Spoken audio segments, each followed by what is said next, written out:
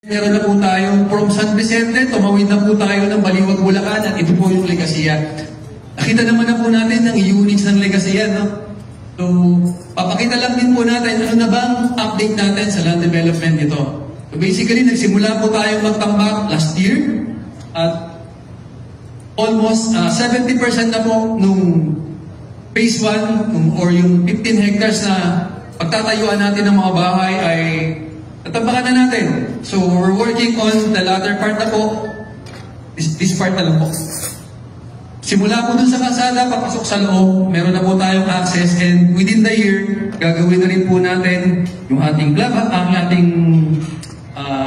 guardhouse, model units. Wow. And meron pa rin tayong coming soon na structure na magugustuhan nyo po lahat. Well, showing lang po yung ating aerial shot. Yung binabanggit ko kanina, yan.